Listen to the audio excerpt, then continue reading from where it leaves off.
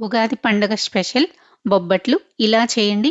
మొదటిసారి చేసేవాళ్ళైనా సరే చాలా సింపుల్‌గా చేయాలనుకుంటే ఈ వీడియో చూసి తప్పకుండా ట్రై చేయండి. చాలా అంటే చాలా సాఫ్ట్‌గా, టేస్టీగా ఉంటాయి.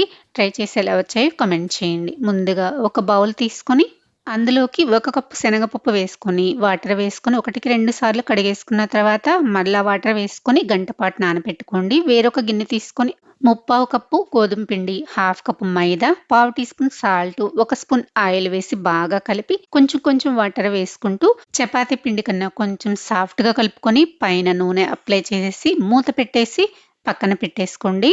గంట తర్వాత నానపెట్టుకున్న శనగపప్పుని మరొకసారి కడిగేసి వీటిని కుక్కర్‌లోకి వేసుకొని పప్పు మునిగేంత వరకు వాటర్ వేసుకొని విజిల్ పెట్టేసి 2 విజిల్స్ వచ్చేంత వరకు ఉడికించుకొని వీటిని స్ట్రైనర్‌లో వడకట్టుకొని మిక్సీ గిన్నెలో వేసేసుకొని మెత్తగా పేస్ట్ చేసి పక్కన పెట్టుకోండి. ఒక కళాయిలో ఒక స్పూన్ నెయ్యి వేసుకొని కప్పుంబావు వరకు బెల్లం వేసుకొని బెల్లం కరిగిన తర్వాత మనం మిక్సీ వేసుకున్న పప్పు వేసేసి కొంచెం దగ్గర పడేంత వరకు ఉడికించి ఇలాచీ పౌడరు ఒక స్పూన్ నెయ్యి వేసి కలిపేసేసి స్టవ్ ఆఫ్ చేసి చల్లారే వరకు పక్కన పెట్టండి. చల్లారిన తర్వాత చేతికి నెయ్యి అప్లై చేసుకొని మీకు కావలసిన సైజులో ఉండలు చేసుకొని ప్లేట్లో పెట్టేసుకోండి. మనం కలిపి పెట్టుకున్న పిండిని ఇలా మీడియం సైజ్ ఉండలాగా చేసేసుకొని ఒక కవర్ కానీ లేదంటే బటర్ పేపర్ కానీ తీసుకొని ఆయిల్ అప్లై చేసిన తర్వాత మనం చేసి పెట్టుకున్న ఉండని ఇలా స్ప్రెడ్ చేసేసి పూర్ణం పిండిని పెట్టేసేసుకొని ఇలా నేను చూపిస్తున్న విధంగా ఉండని కవర్ చేసుకుంటూ ఎక్స్ట్రా ఉన్న పిండిని తీసేసి దానిపైన మరొక కవర్ పెట్టేసేసి ఇలా రౌండ్‌గా చేత్తోటి ఇలా స్ప్రెడ్ చేసుకున్నామంటే మనకి ఇలా రౌండ్‌గా బొబ్బట్టు వచ్చేస్తుంది.